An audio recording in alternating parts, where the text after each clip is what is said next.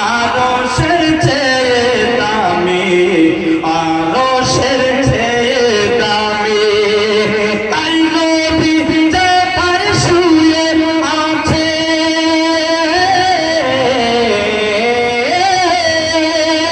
তাই নবী যেথায় শুয়ে আছেন জান্নাতের টুকুরা বলে করলেন ঘোষণা।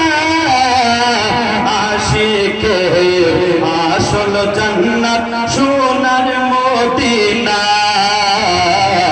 আশিকের আসল জান্নাত। তুমি মানলে মানো, না মানলে মন মানো না। আশিকের আসল জান্নাত সোনার, আশিকের হৃদয়ের যত ইশকেরি জ্বালা দূর করিতে পারে ওই মদিনাওয়ালা। সবাই পড়েন ইয়া রাসূলুল্লাহ। পারেন কি পারেন না নবী আমার সব দুঃখ দূর করতে? আরে আশিকের হৃদয়ের যত ইশকেরি জ্বালা দূর করিতে পারে ওই মদিনাওয়ালা, ওই মদিনাওয়ালা। তাই নবী নবীজি বলে,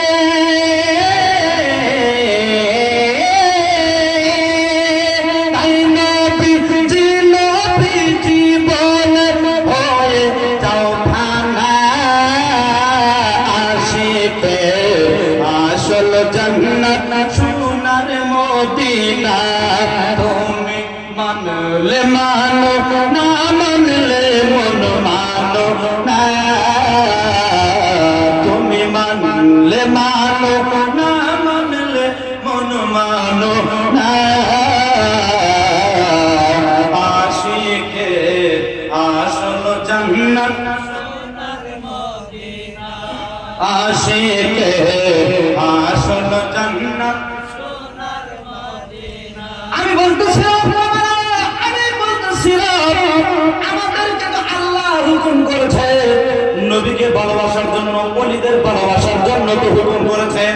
এবার যদি আমরা আল্লাহকে প্রশ্ন করি, আল্লাহ ও আল্লাহ, তুমি তো নবীকে ভালোবাসার কথা বলেছো, তুমি তো তোমার ওলিদেরকে ভালোবাসতে বলেছো।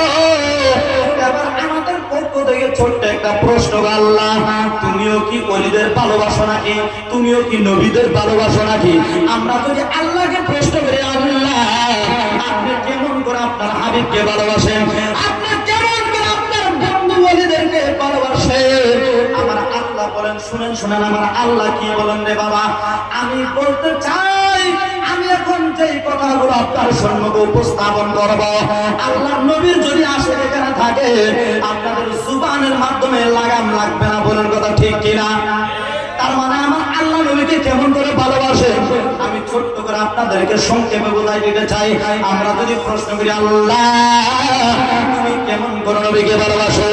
আমার আল্লাহ বলেন, উম্মত, ও নবীদের উম্মত, ও আমার পাগল আশেকেরা, ও আমার বান্দারা, তোমরা শোনো, আমি আল্লাহ কেমন করে হাবিবকে ভালোবাসি তোমরা জানতে চাও? তাহলে তোমরা শুনে নাও, শুনে নাও। তোমরা কোরআনকে প্রশ্ন করো, কোরআনের মাধ্যমে আমি আল্লাহ রাব্বুল আলামিন বলেছেন, আকিমুস সালাতা ওয়া আতুজ যাকাত ওয়ারকাউ মা'আর রাকিঈন। আমি আল্লাহ বলেছি, বান্দা তোমরা নামাজ পড়ো, তোমরা রোজা রাখো।